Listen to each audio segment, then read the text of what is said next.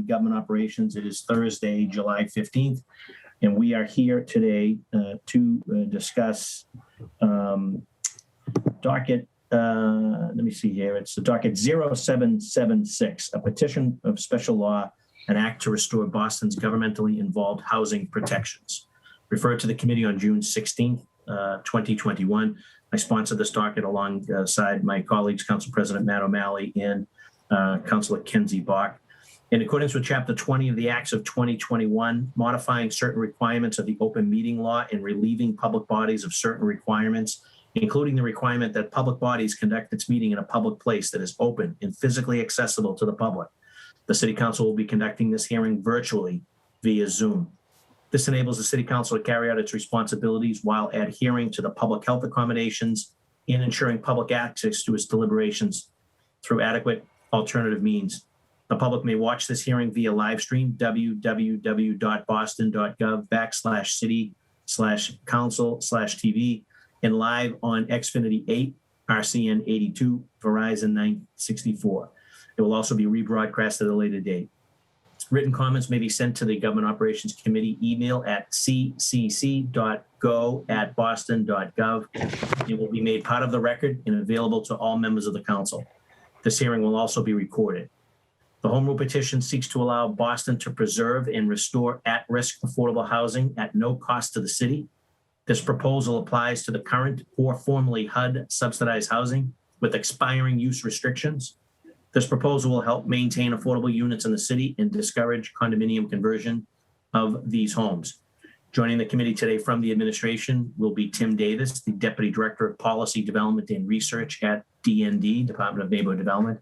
I also see joining us is Michael Kane, the Executive Director, Mass Alliance of HUD Tenants, will also be here and testify. And before I turn it over to our panelists, I'd like to offer opening remarks to my colleagues, starting with the sponsors. And I see our Council President and co-sponsor is here. Councilor Matt O'Malley, you have the floor. Thank you very much, Mr. Chair, and thank you for not only your partnership on this, but your leadership in the past. This HRP is something that we've actually passed before because of your leadership, and I'm delighted to join you as an original co-sponsor alongside Councilor Kenzie Bach, who before getting elected to the body has a very distinguished career in the affordable housing space, and particularly her work at BHA.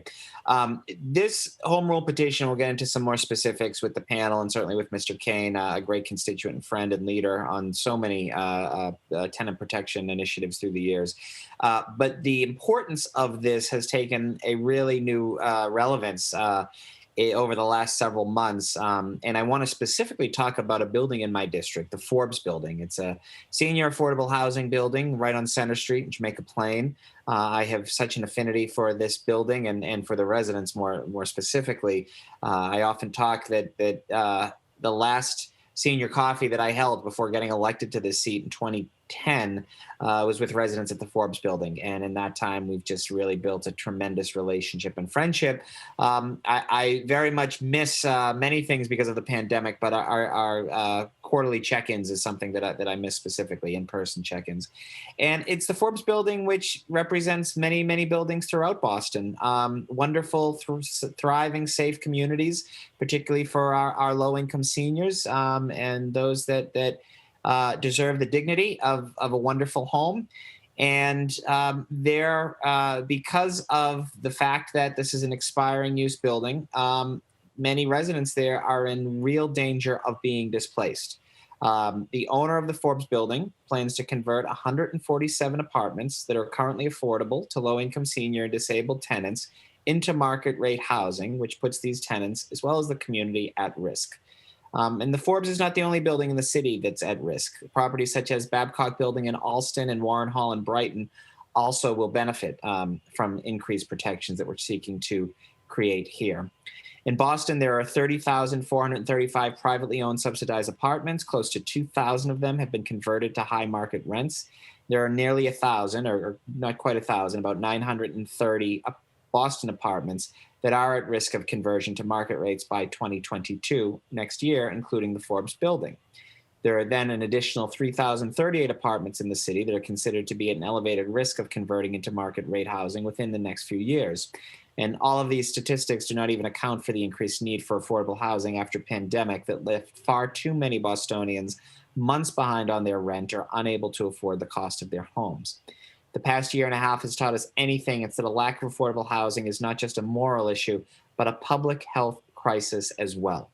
What we're seeking to pass here is a home rule petition that protects low-income individuals and families living in governmentally involved housing that are threatened with displacement as a result of prepayment of mortgage financing, loss of use restrictions, expiring subsidy contracts, and expected increases in rent. By passing this HRP, it will allow for the creation of a maximum rent for governmentally involved and formerly governmentally involved housing units.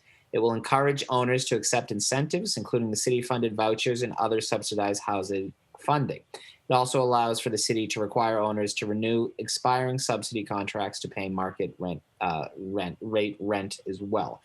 What we're simply trying to do here is to create some common sense protections to help our vulnerable Bostonians, particularly those seniors, and particularly at this moment in time as we're coming out of a pandemic. Again, this body has led on this largely because of your efforts and others, Councillor Flaherty. It's high time that we move it again, and I look forward to continuing this momentum at the state legislative level to make sure we can get this done. I'd be remiss if I didn't note that we've heard from a number of Forbes building residents, many of whom won't be able to testify in person. Some will, but many who've either called my office or called Christine O'Donnell, our central staff liaison, to offer their support of this. This is a very modest but impactful change, and it's something that we can do. And again, want to thank Michael Kane on behalf of so many advocates. We were together last month at the beginning of June. You were there as well, Mr. Chair, and other colleagues. This is an important issue. This is a moral issue, and we need to get it passed. So thank you for your leadership. Look forward to the hearing.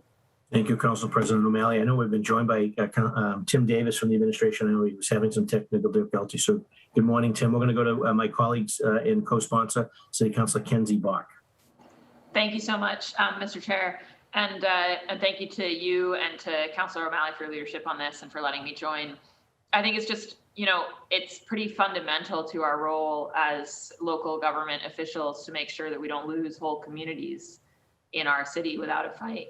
And especially when these are communities that were created by public dollars and that have, represented a serious public commitment over the decades to stability and community preservation in the fullest sense. So, I think that this is, when I worked at the Boston Housing Authority, I repeatedly saw these expiring use projects come under threat. And, in many cases, we collectively, the city and state have thrown, and federal government have thrown a lot of resources at trying to preserve these buildings. But we don't have an 100% success rate, and it's so destabilizing. Often destabilizing of these communities even 5-10 years in advance, because people are just living with the uncertainty. And we often have elders who sort of are saying, well, what am I going to do? Where am I going to go? What am I going to do when I can't get to my friends anymore? My language community breaks apart, right? There's just a huge number of human costs. And I don't think that nobody who owns these buildings, owned them originally on the basis of getting a windfall at the end, right? There was a pro forma that was sort of worked out according to what you were going to reasonably receive in rents through this affordable housing system. And so I think there's a little bit of some folks saying, well, we're entitled to the windfall. And I don't think the public owes folks a windfall when it's going to be the case of, the impersonal forces of the market trumping a whole human community. I don't think that's sort of what we're elected to prioritize. So I think this, this kind of common sense legislation would give us a good opportunity to sort of work in partnership with owners around really preserving these communities for the long term. And again, very grateful to Councillor Flaherty for his leadership and sort of the institutional memory. I didn't know this was something that the council had tried to push for before, but I'm very proud to be part of pushing for it again this time. So thank you so much, Mr. Chair. Thank you, Councilor Bach. Chair recognizes our colleague, City Councilor Frank Baker.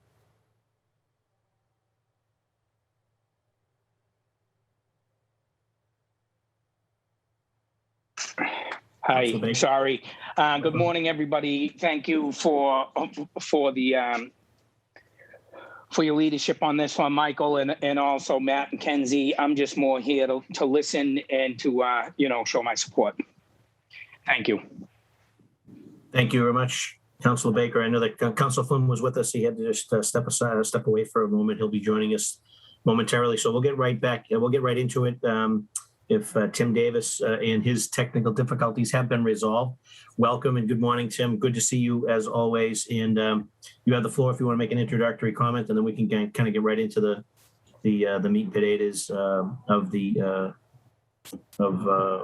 home rule. But also I want to give Michael Kane the opportunity to kind of dive in as well. So good morning, Tim. Thank you, Councilor Flaherty. And just want to check you can hear us, correct? It's loud and clear, Tim, Okay, which is great. Good. We're settling back into 12 Channel Street, our new offices. So computers are getting started up for the first time over here as well. I have with me Beverly Estes-Marjasi, who is from our preservation team, and wanted to have her as well. So we're very happy to be here. Thank you, councilors, for your interest in this proposal. Preservation of existing affordable and income restricted housing is an important part of the work at D&D.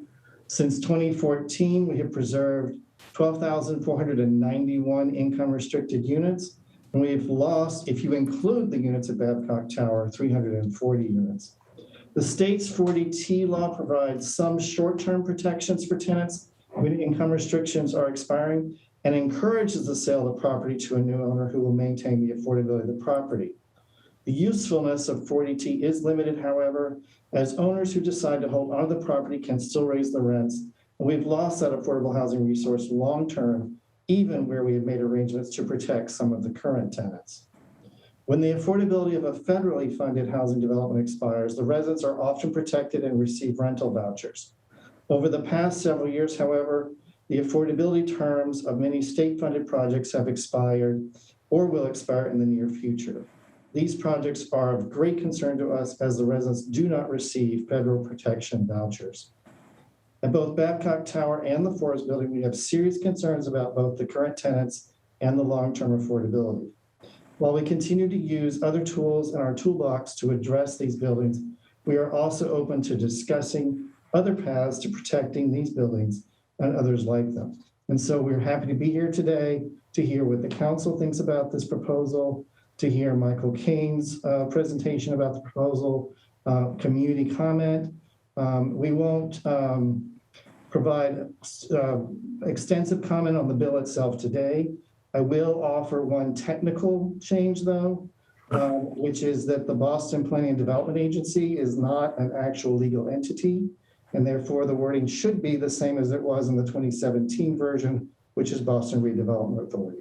So that's just to offer that technical change. Oh, and I appreciate Tim, and I believe it or not, I usually catch that one. So that one got by me, and I continue to ask that be, I guess, codified, if you will. So we are here for questions as well, and that's why Beverly is here as well. So she's not. That'd be great. Awesome. Thank you, Tim. And before we go to Michael Kane, I see my colleague, Councilor Ed Flynn, is back. Councilor Flynn, if you want to offer some opening remarks. Yes, thank you, Councilor Flaherty, and thank you, President O'Malley. I apologize. I got kicked off on the Zoom for a second and back on. But I want to say thank you to Council President O'Malley, Councilor Flaherty, Councilor Bach for sponsoring this home rule petition, and to Councilor Edwards as well. As Tim was talking about earlier, and as we all know, we're in a housing crisis. It is important that we preserve every unit of affordable housing that we can to restore affordability to as many units as we can, to preserve affordable units that are at risk of expiring as well. Something I've worked on in Chinatown with Department of Neighborhood Development. I know this home rule petition would require building owners to seek out and accept any prospective government housing resources in order to preserve affordability. I look forward to hearing more details. I definitely support it. I see my friend, a longtime housing advocate, Michael Kane, on. Just want to say hello to Michael. Thank Michael and all the housing advocates for tremendous work in the city for so many years. I have great respect for you. And again, good to be here. And me and Michael, we also go to the same barber in Jamaica Plain as well. So Thank you, Councilor Flynn, and that's a great introduction to Michael Kane and his years of service and commitment to affordable housing in our city. So, Michael, without further ado, you have the floor. Introduce yourself for those that do not know you, and there's probably very few that do not. But and then maybe just introduce sort of your thoughts around this home rule petition. Obviously, Tim Davis is going to be listening and taking copious notes. I know that I and my colleagues have a few questions with respect to the proposal, but we will also make the technical change that Tim had recommended that we do. That was a great point he made. So, Michael Kane, you have the floor. It's good to see you. Good to see you, Councilor. Thank you so much for the generous introduction. I want to, of course, Councilor Flynn just reminded me I need a haircut, but I'll get that later this week. So I want to thank all the councilors that have supported this home rule petition in prior sessions and in this one. It's, I think, unusual to have every member of the council co-sponsor anything, let alone a home rule petition that we need a lot of support to get through at the State House. But I want to thank the lead sponsors, Councilor O'Malley, Councilor Flaherty, Councilor Bach, for their leadership in stepping up around the Forbes crisis, which is very real, as Councilor O'Malley explained. So this home rule petition, that's entitled "An Act to Restore Governmentally Involved Housing Protection," restore Boston's governmentally involved housing protection. And the reason for that is that there once was a measure that was passed by the council in 1988, I believe it was, that amended the previous rent control system to extend full rent control protections, not just vacancy decontrol, to any expiring use property at that time. And that was part of the city's rent system. The referendum that repealed the overall rent control systems around the state in 1994 actually exempted from repeal subsidized housing, governmentally involved housing. It was exempt from repeal in the referendum. It was the implementation law that Governor Weld proposed at literally the last day to implement it in the last day of the session. We found out months later, repealed the governmentally involved housing protections.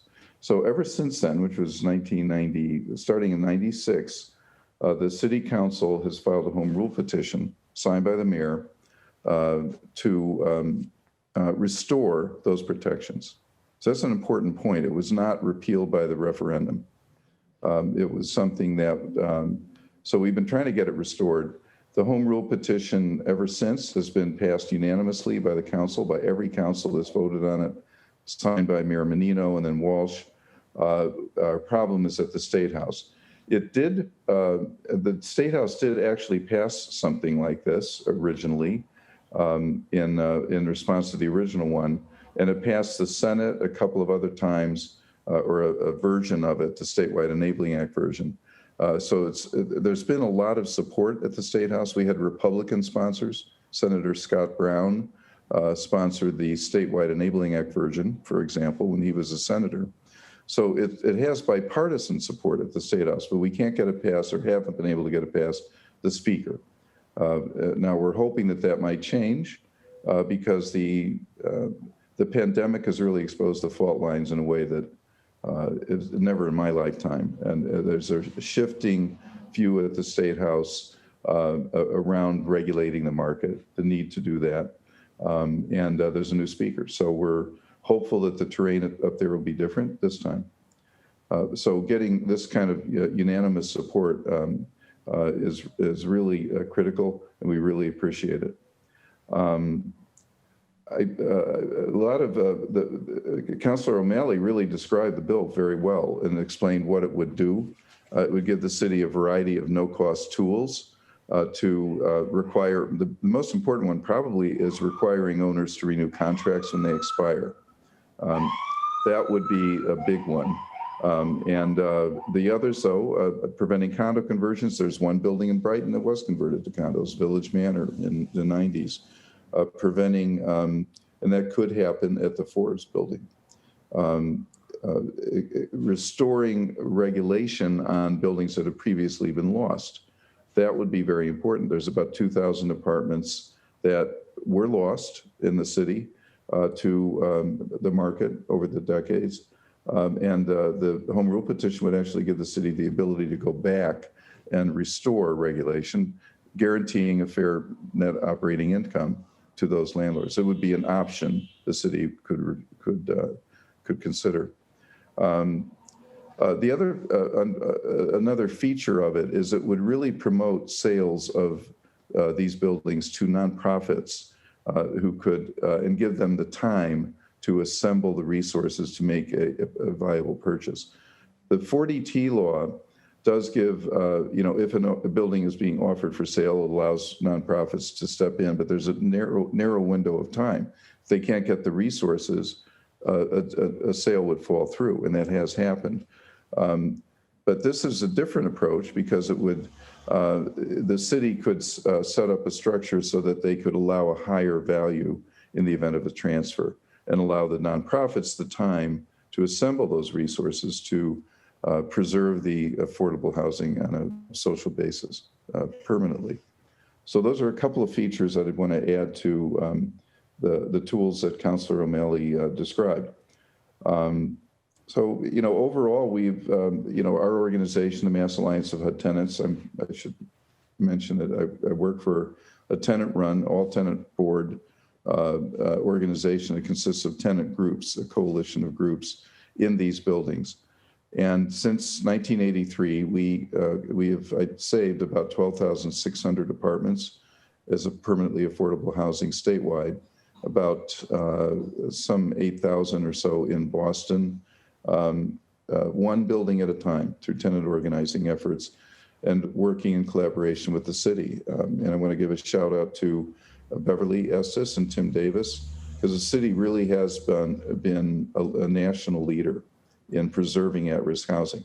But it takes all the players, the tenants play a role by bringing the landlords to the table by hook or by crook. And so we've done that and saved several thousand apartments in Boston, but we've also lost some. We've lost about 2,000 in the city.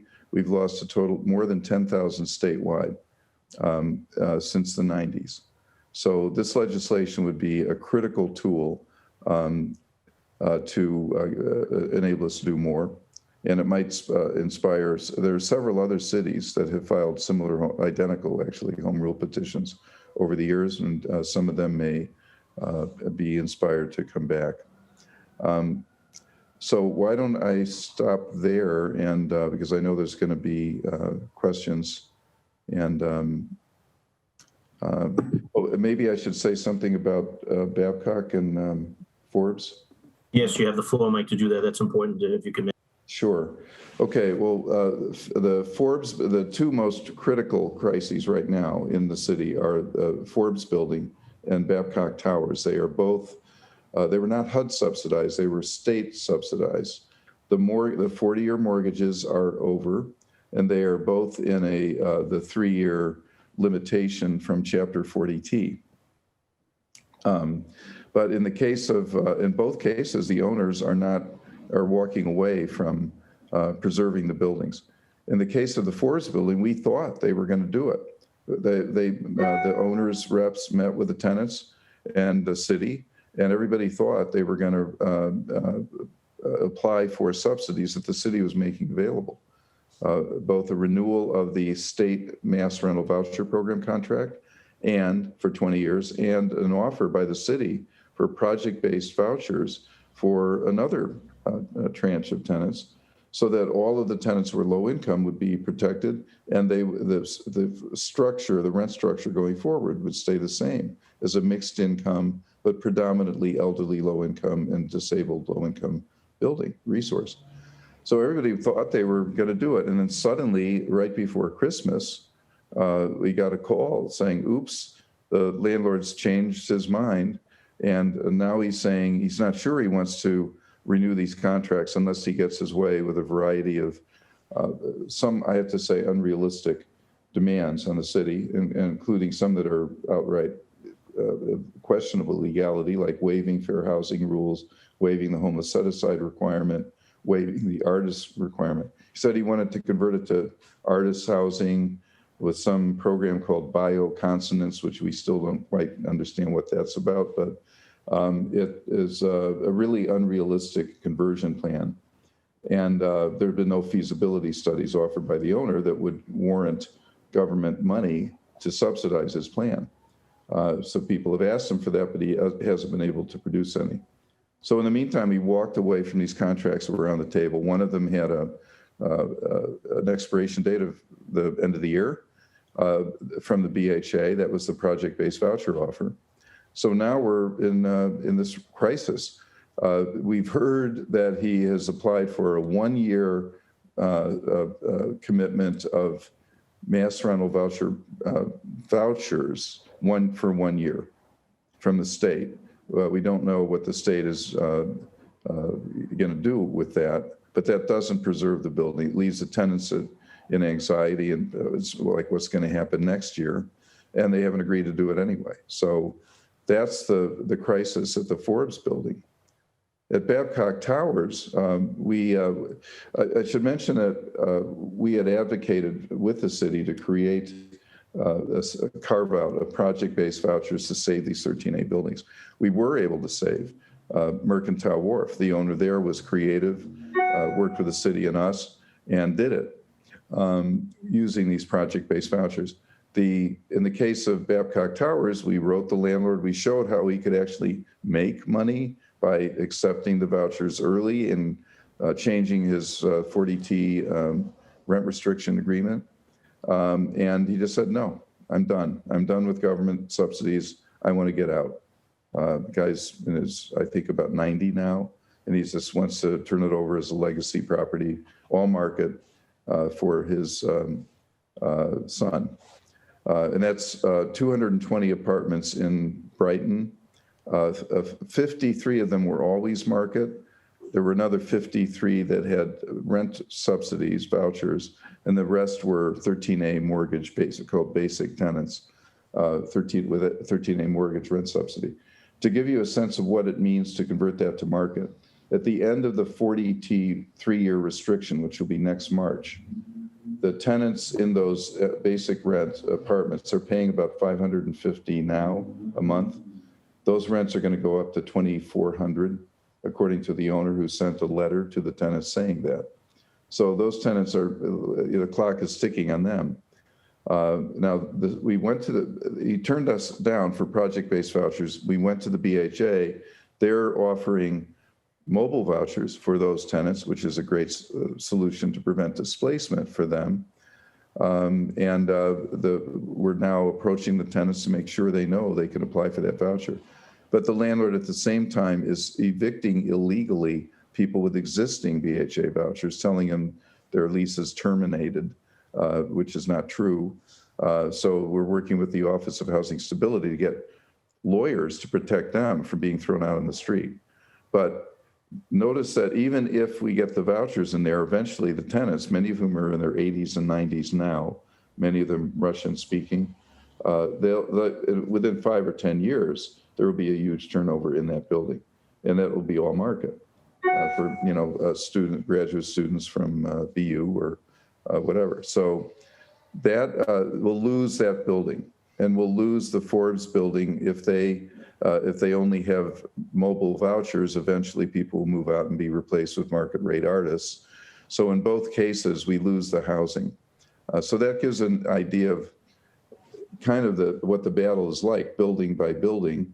Having this home rule petition will really improve the bargaining position of the tenants and the city in dealing with these owners.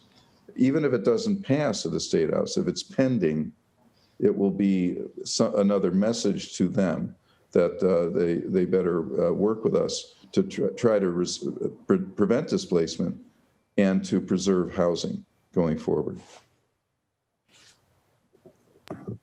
Thank you, Michael, for your testimony and for the update as well. Continue to keep us informed as things develop over there. I am in receipt of a letter of opposition that I'd like to read into the record. It's someone that I have a tremendous amount of respect for and appreciate his partnership with the council and also on behalf of the city. And that's Greg Vassell, CEO of the Greater Boston Real Estate Board, and take Chair's prerogative at this point to, on behalf of the City Council, to congratulate Greg Vassell, and particularly his son, Michael, who just competed in the College World Series. He's a proud graduate of Boston College High School and was just drafted in the Major League Baseball draft by the New York Mets. So I was hoping that the Red Sox got him, but who knows, maybe down the road. But congratulations to Michael Vassell, who's Greg's son, and to the Vassell family and their continued commitment to our city. And that said, it's a letter that's addressed to the Honorable Lydia Edwards, the Chair of the Government Operations Committee. Dear Council Edwards, members of the Committee on the Government Operations, on behalf of over 12,000 members of the Greater Boston Real Estate Board, we wish to be recorded in opposition of Docket 0776, petition for a special law act to restore Boston's governmentally involved housing protection. Finding a way to address and solve the issue of preservation of the Commonwealth is very important, and one that the Greater Boston Real Estate Board has actively participated in and will continue to do so. This is a real and relevant concern that impacts our members as owners and purchasers of affordable housing, both economically and as a vital public policy issue. Great care was taken to understand the potential effects on financial sustainability and the mixed income housing goals of so many communities, including Boston, when 40T was signed into law. We therefore oppose any change to the existing law, which would adversely impact the financial sustainability and the mixed income housing goals of the City of Boston for decades. Thank you for the opportunity to submit my comments in writing. Sincerely, Greg Vassell, CEO, Greater Boston Real Estate Board. And again, just appreciate Greg's partnership over the years. We will, I just have a couple of questions of Tim Davis, and then we can turn it over to my colleagues. This home rule petition, Tim, it calls for the creation of a department focused on the establishment of a maximum rent for government-involved and formerly government-involved housing. Is this something that the Office of Housing Stability or D&D could and should do instead of creating a new department? Is one question. The second question is, how do the terms here impact the newly passed condominium conversion ordinance that was passed in 2021 beginning? And then also, what impact would this home rule petition have on units that have rent regulatory agreements in existence right now with the BRA doing business as the BPDA? So those are my three questions to the administration, and then I'll turn it over to my colleagues. So I think that to answer these questions, I'll try them in order. One is kind of operationalizing this bill. I think it would be probably something completely new to D&D, combining the expertise we have in the Office of Housing Stability and in the Neighborhood Housing Development Division. I think the biggest challenge in terms of just reading it through is we would have to have further guidance, perhaps from the council under an implementation stage, around what is fair operating income and determining that, because I think that's not a clear path for us. So there are underwriting guidelines we currently use in neighborhood housing. We can certainly look to those, but I think that would be one of the greater challenges. And the second question was related to the condo conversion ordinance, which I've worked a lot on that. The condo conversion ordinance, the revisions of it, I think that actually it provides us a tool. Michael Kane suggested that Babcock Tower could be condoed. I think given the current condo conversion ordinance, it would be more difficult for them to do so. So hopefully that is actually an impediment to Babcock being turned to a condo and that it would remain a rental. So they're complementary. I think the condo conversion ordinance is in some ways complementary to this. In terms of properties that have income restrictions already, I know that the intent of this is mostly to kind of address some of the larger and older projects that did not have restrictions that were set in perpetuity. For city-funded projects for the last several number of years, for our funding, we've been requiring perpetuity. So it really addresses those older projects mostly. However, as you mentioned, It does also affect BRA restricted properties, which those are, 50-year contracts with landlords for these units. So it definitely would impact those units going forward, in that once that 50-year restriction was over, then this rent control law would kick in. So that would be something new on the IDP units that is not currently available to us. Thank you, Jim. Yeah, that's my reading of it. So yep, no, I do, and I appreciate that. I know everything's fresh, so I appreciate your answers and as always, your work and your commitment in this space. And I failed to mention in the beginning, obviously, I'm serving as the vice chair, as chair today, filling in for the chair, our colleague, Councilor Larry Edwards, who had a scheduling conflict, who may at some point be joining this hearing. I also have a scheduling conflict, so I agreed to start the process and get the ball going. And then in agreement with our council president, we'll be turning the reins over to him as a voting member of the committee and also as the president of the council to continue, I guess, the chairmanship. And then if Councilor Edwards rejoins us, then obviously as the chair, she will resume control. Otherwise, Councilor President O'Malley will adjourn the hearing. So I'll be able to stay on for a few more minutes, but I'm going to turn it over right now to Councilor O'Malley to take the reins to allow him and our colleagues to continue their line of questioning and then to take any public testimony that has been signed up. So thank you all, and it's good to see everybody. Thank you, Councilor O'Malley. Thank you, Mr. Chair. Thank you for partnership and leadership. I don't have too many questions. I just wanted to note, because there are a number of folks who I'm looking forward to, mostly constituents, I'm pleased to note, who've signed up for public testimony that we'll get to in a moment. But I just wanted to underscore that obviously we're happy to take all testimony and critical testimony as well. That's part of this process. I do want to make sure that we're not being intellectually dishonest with some of the opposition to this home rule petition and what it would do and what it would not do. The reason why I support this so strongly is because it allows for protections in place for these folks who are living in units that are expiring. I mean, if you look at the Forbes building particularly, and that's at the top of my mind, you have individuals, many of whom are older, some of whom have some underlying health issues as well. They're just living in this anxious state, not knowing where they can go. And to Michael's great work, and he mentioned the thousands of units that he and his colleagues have protected through the decades. And Tim, you and Pamela, and obviously Chief Dillon have been doing some great work in this respect as well. And you mentioned some that you were able to protect and preserve. All this home rule petition does is allow for added tools to get there.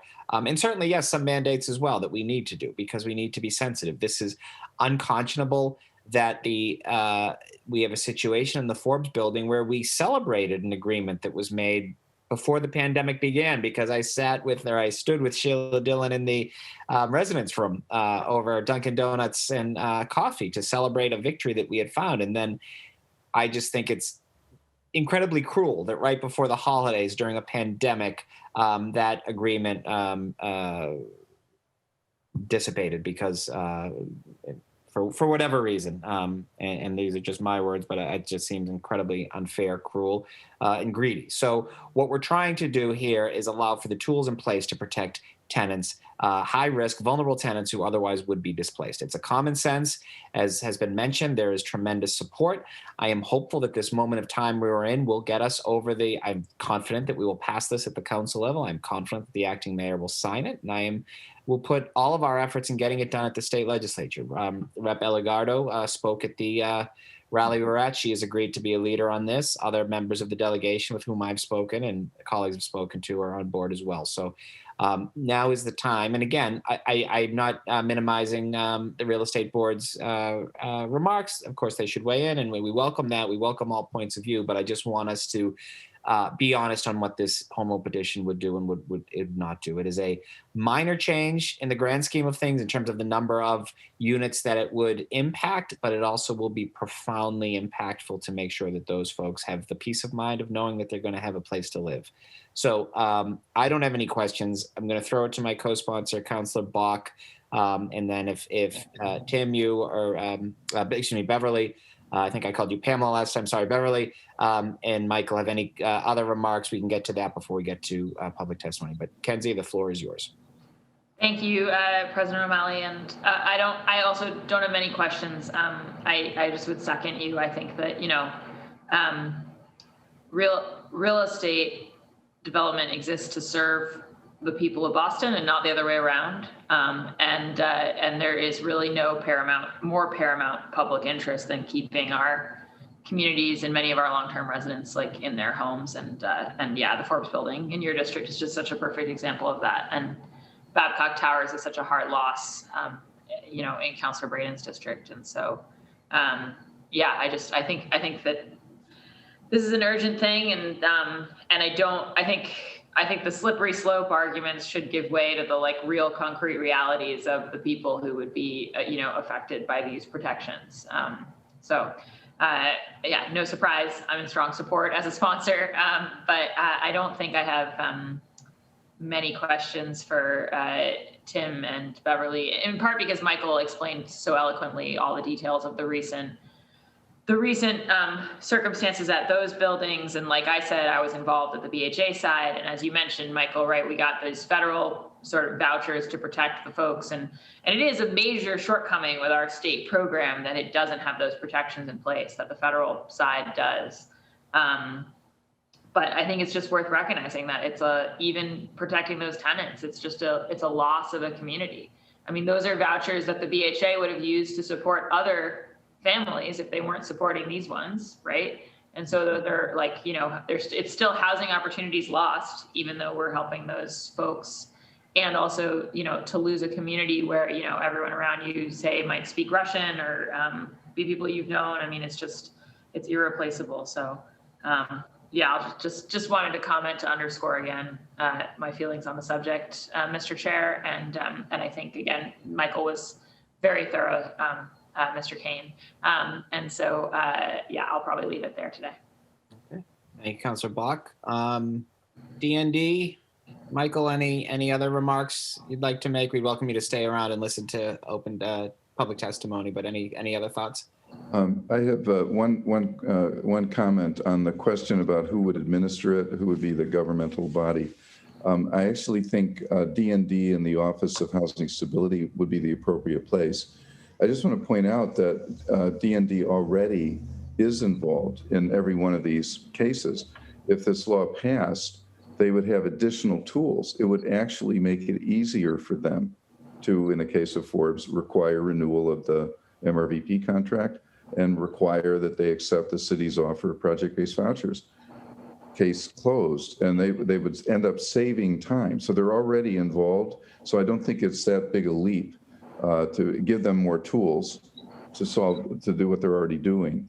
On the fair net operating income is mainly going to be a question for the previously regulated properties that have, gone escape the system now. If there are standards for fair net operating income that have been defined by the state courts here, so it wouldn't be hard to find those. But there's a finite number of those buildings. I think it's about 10. So I think DND's current staffing without major expense would be able to do that. The data about the budgets are mostly public data from at the end of the contracts. So it would be not that difficult a challenge, I think. So I just wanted to add that comment that the city would be able to do it easily without a big bureaucracy. No, well said. Agreed. Appreciate that. Any comments before we get to public testimony? No further comments. Thank you. Thank you, Tim. So, Christine, do we want to start? I'm not the host, so could you start admitting several attendees? I see 6 have signed. I assume have signed up, or 7 rather. Sorry, I didn't mean to interrupt you. Yes, I will bring them over. Wonderful. Okay, and I think we will start with just in order as I see them coming in. Anna Elizabeth Thal Reno, I believe, and then Pam from the Municipal Research Bureau, and then Marjorie and Elizabeth, we'll start with you. If you could feel free to turn your camera on if you wish, although you don't have to. But if you'd like to, just explain your name, if you have an affiliation, if you're a Boston resident, and then proceed with your testimony. Oh, hello. Hi. We can see I you. am right here. Yep, we can see you, or we just saw you. We can hear you clearly, but please welcome. Thank you for testifying. Yes, I am in the still by the grace of God. I don't know why, but not the rent is still, kind of high. But I'm moderate, a former 13A tenant in the piano factory, and there are just a handful of us left. Maybe it's a 15. I've got to count it again. I'm sorry to be so inaccurate, but this was a building for artists, back in the, and up until 1995 is when we got our notices under the door. But let me think now. Yeah, market, moderate, and low, and I'm a moderate 13A tenant, and there were 3 tiers of income, and then when his mortgage was, sort of he could prepay his mortgage, which he opted to do, and try to throw us out illegally. We got a very good attorney, Harvey Shapiro, who helped us out. We won twice in court, bad business practices and the like, but still a lot of people have left since then. There are not too many left, and mostly market here. And we're paying like almost a good chunk of market rate, but not market as much as the others are. But, and they were trying to make the building into, seems like a swell hotel, but it's supposed to be an artist building, and it detracts from the character of the neighborhood if it were no artist. He moved the gallery when he redid the building a bit some time ago, several years ago. So here we are. But anyway, my husband's into writing, and a lot of people there was a cat in every window, all kinds of artists, and it was like a crazy place. When I first arrived, there was this funny dog in the office, but it wasn't a fancy office. It was just wooden floorboards and Shadrach. He's kind of a dumb old dog that belonged to the garden. Wonderful old thing. I thought he was a vicious cur, but he was turned out to be very nice. And my husband, Dave, and I moved in 81. We've been here ever since, but we're a little anxious. We're not sure how much longer because we're elders now. I'm 73, he's 72. So here we are, but that's what they want. Just want the money. And, and I've seen artists in the back who some people had to move because of physical reasons, but in the back who had some of their extra lofts there, their studios have been thrown out. One of them had a terrible fight. I can't mention names, but had a terrible fight with the management. So there we go. I could tell you stories that go. Yeah, the first time I came in, I think I could hear noise and people. It was just so full of life, a lot more than it is now. Although some nice new people moved in, but not many of us old folks left. So. Well, I appreciate your taking the time to testify, and thank you very much, Anne Elizabeth, and our best to you and your husband. So thank you. Yeah, we want to invite people, city councils, to the gallery to artists in Boston. My husband's a political liaison to the gallery work, so we try to keep as best as we can to hand in. Thank you very much. Thank you very much. Your name is again? Matt O'Malley. Matt O'Malley, yeah. You're O'Malley. Matt, very good. Thank you very much. Thank you. We'll now go to Marjorie Gann and then Pam Coker from the Municipal Research Bureau. Ms. Gann, the floor is yours. Thank you. Good morning, and thank you for providing this opportunity to talk about this incredibly important issue of preserving affordable housing. And I really want to thank the Boston City Council for taking this issue on. My name is Marjorie Gann, and I'm the Chief Operating Officer at Ethos in Jamaica Plain. We're the state-designated aging services access point for Southwest Boston. Boston is different. I'm going to talk a little bit about why it is different for older adults.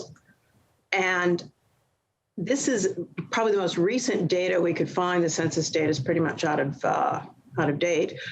But in 2018, we have the American Community Survey, which says that there are 117,000 people over 60 in the city of Boston, 16.7% of the population, and it's a stable part of our population. And what really concerns me is that the truth is that older adults in Boston are different. They are much more likely to live in poverty. In Boston, we're really talking about 17% of the older adults being in poverty. By the way, poverty is $12,880 a year right now. For those of you who budget your own household income, that's not a lot of money. Across the state, only 8.5% of older adults are in poverty. So Boston, twice as high. It's also compounded because women live longer than men. They've earned less in their lifetimes. You can tell I'm, my little bitter perhaps. But we're also looking then at over 20% of older women in Boston being in poverty. Can't live here if you don't have subsidized housing. This also does not count the people, large number, who have incomes maybe 25 to 30,000, who really can't afford market rates. Market rate for an apartment in Jamaica Plain is well over $2,000 a month for a one-bedroom apartment. There may be a lot of new apartments being built, but they are certainly not affordable. If you are leaving your current subsidized apartment, applying for subsidized housing is incredibly stressful. Councilor O'Malley, you certainly referred to the stress that people in the Forbes building are living under, and certainly applying for subsidized housing, providing all those core documents. Every aspect of your life is being scrutinized. The number of pieces of paper that you have to apply are incredible. And in this day and age, a lot of it is done online, and Boston has incredibly poor internet use by older adults. So you just can't do it on your own. So it's a real problem. This whole new way of doing things is just incredibly stressful for our older adults. Forcing people to move, of course, when they're older, their friends, their grocery shopping, their medical care, everything is really part of your neighborhood. And public transportation, because if you're low income, you certainly can't afford to have a car in the city of Boston. You certainly can't afford the car insurance. You really do resort on public transport. You rely on public transportation, and that transportation in the Forbes building, frankly, is pretty good. So that makes another issue, another reason to want to keep that particular building in subsidy.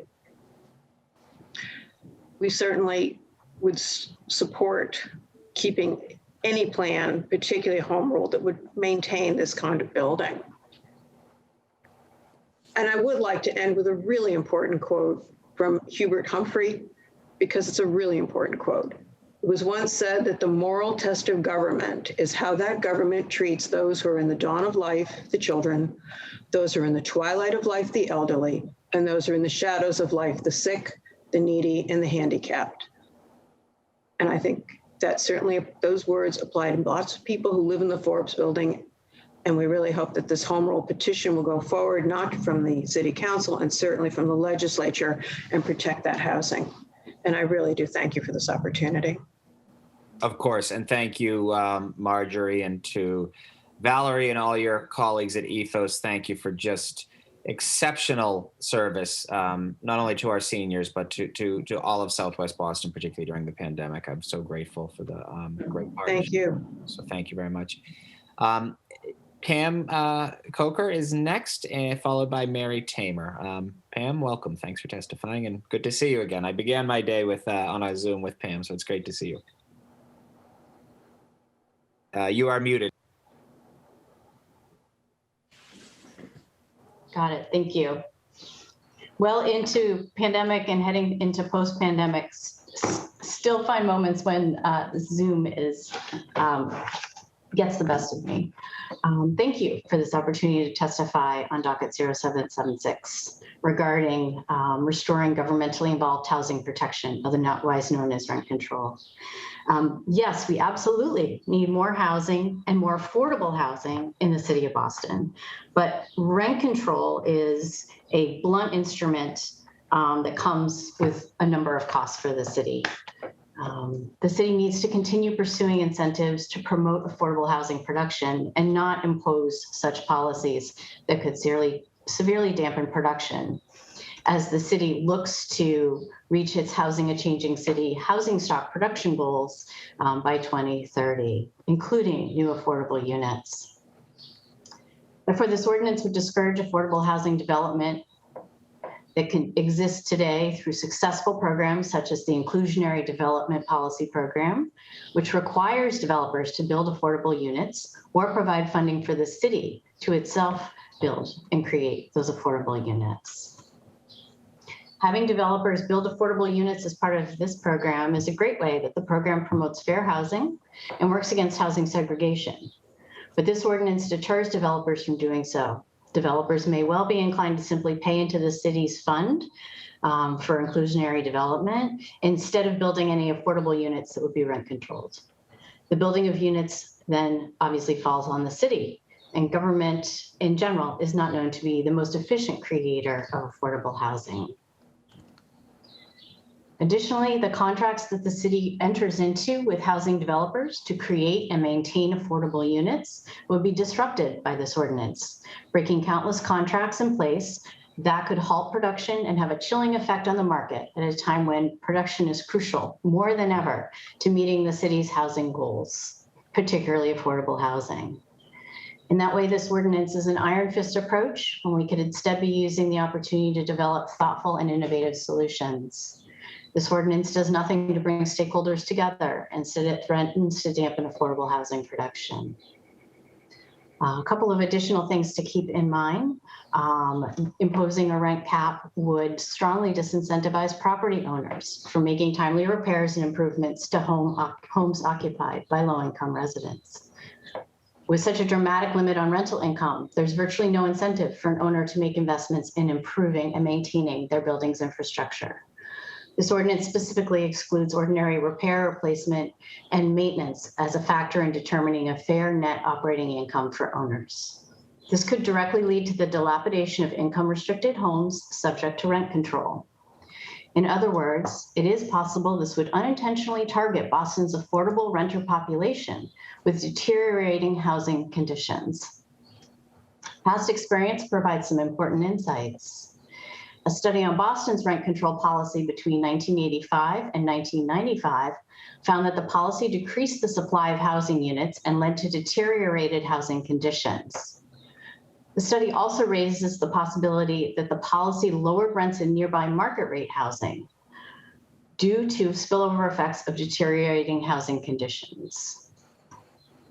Now in Brookline, a study found that rent control discouraged landlords from maintaining properties within even basic code enforcement standards, as the returns are decreased and capped as tenants then found themselves taking on the burden of providing their own maintenance and repairs to their unit.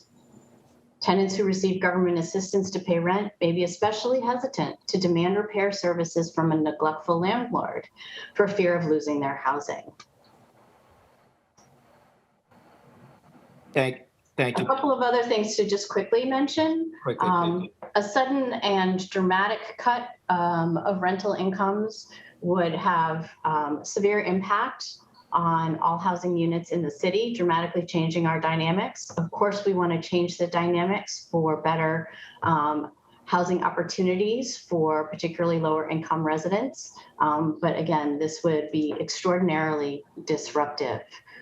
A couple of recommendations of how we might address this concern otherwise. It's clear that Boston cannot completely build itself out of its affordable housing problem on its own, although more affordable housing is critical. And the city has poured its efforts into creating affordable housing and production opportunities to date. Boston's affordable housing challenge is in part very much connected to the regional housing challenges. Boston's affordable housing supply challenges are closely connected to the dynamics of the greater Boston region specifically.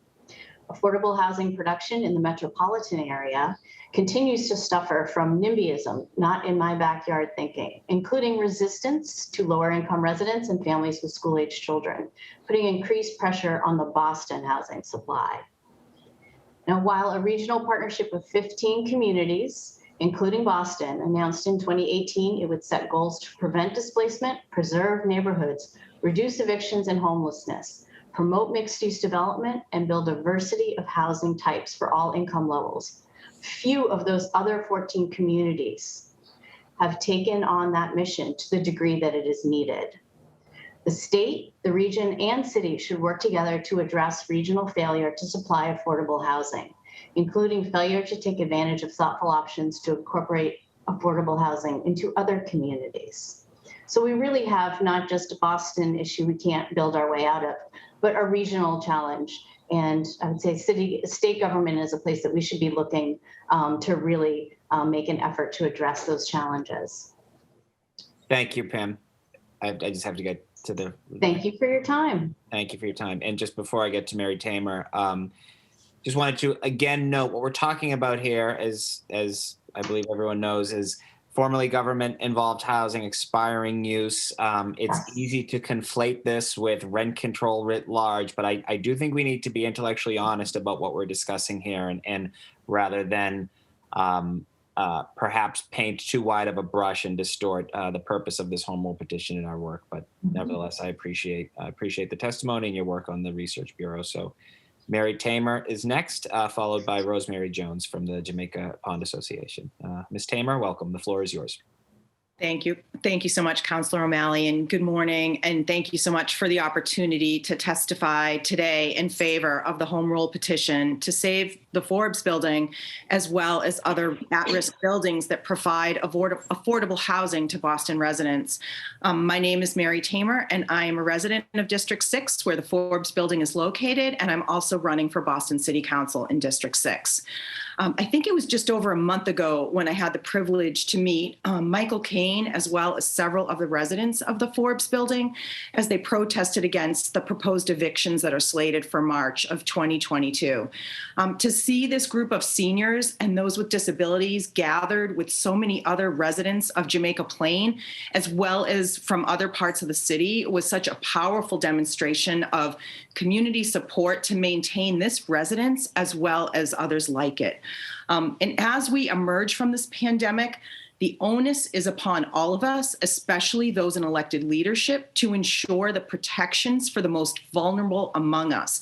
And those protections include having a secure roof over one's head. Our seniors and our friends and family members with disabilities have paid their dues to the city and to the state in immeasurable and often difficult ways. And they have also faced more than most throughout this pandemic, including extreme isolation, stress, and anxiety. I know this council will do the right thing in protecting these city residents, and I thank you for these important efforts on their behalf.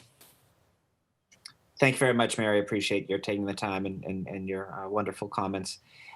We next will have Rosemary Jones, my dear friend and neighbor from the Jamaica Pond Association. And then finally, the great Sarah Freeman will be the last person I have. If we have any additional folks looking to testify, I'm happy to stay on for a while. But Ms. Jones, the floor is yours.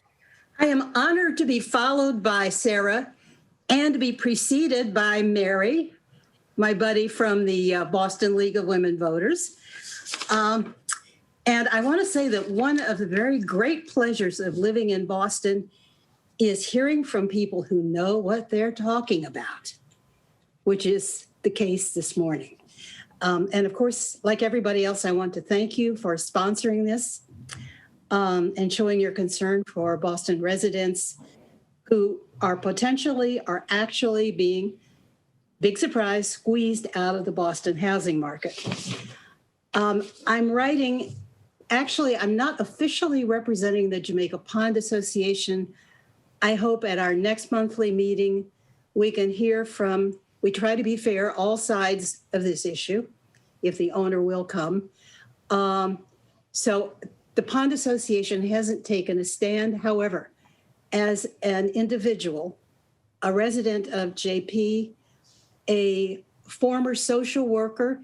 Kenzie, I was at the Boston Housing Authority for a number of years, tenant relations aide, and at Boston City Hospital, I was the first HIV social worker there.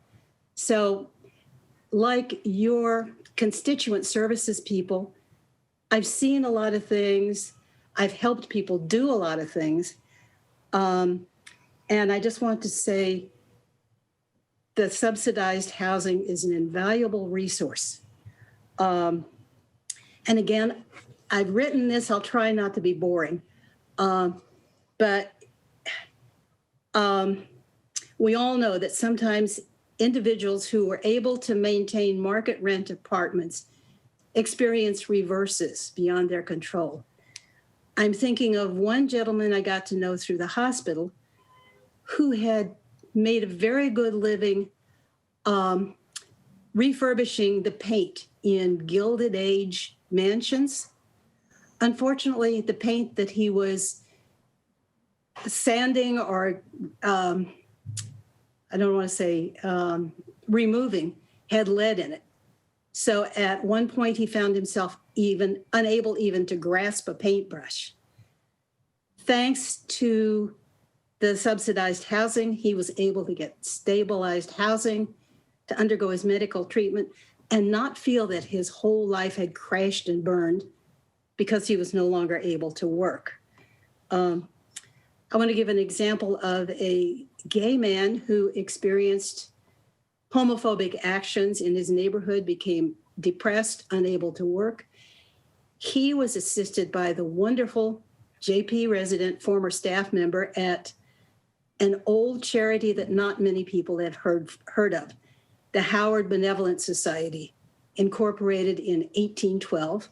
I think it's the oldest continuously existing charity in Boston, maybe in the state.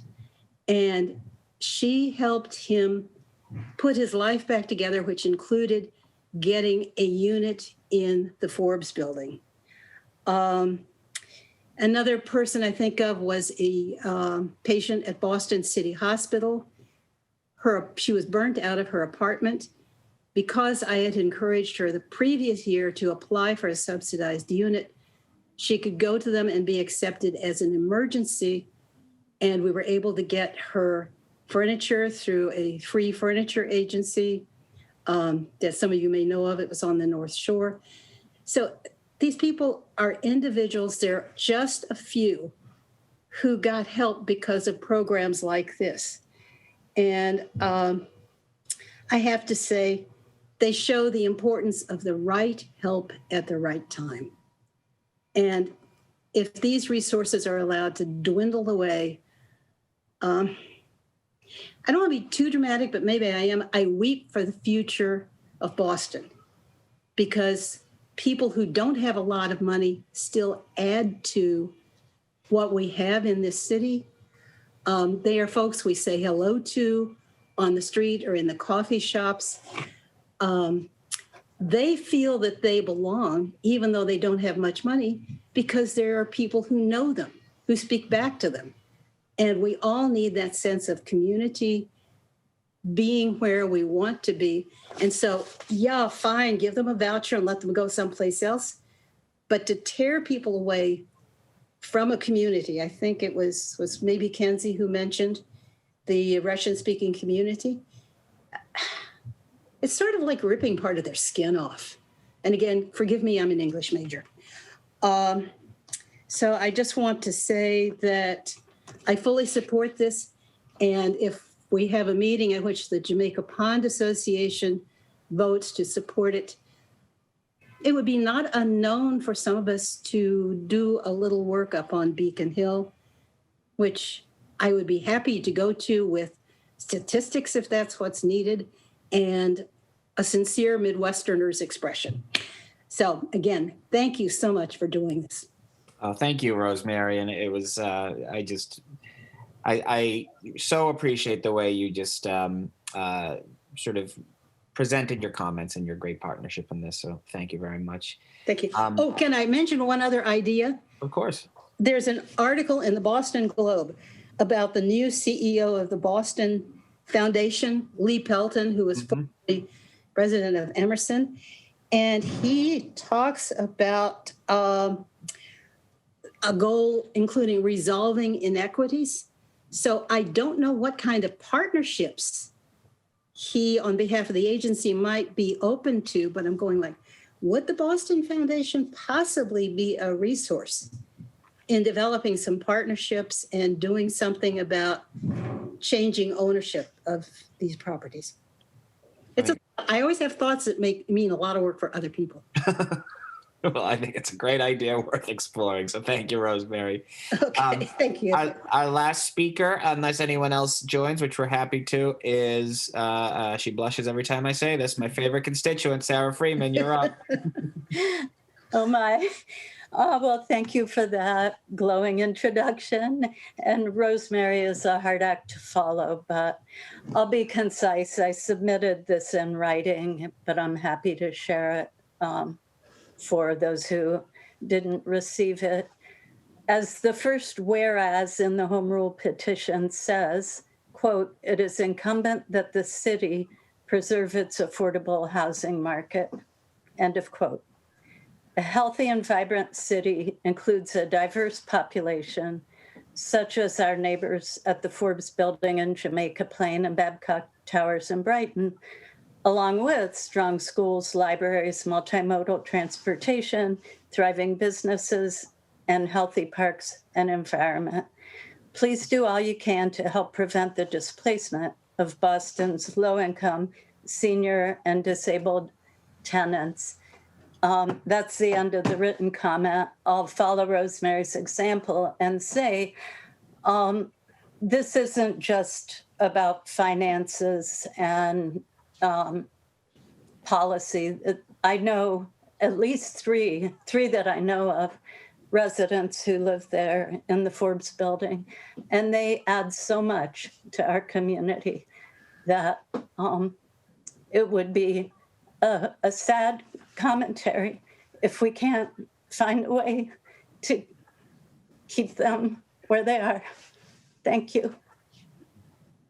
Thank you. Thank you, Sarah. And thank you for, I think, beautifully describing the emotion that we all feel right now. Thank you. Thank you for your Hey, Sarah.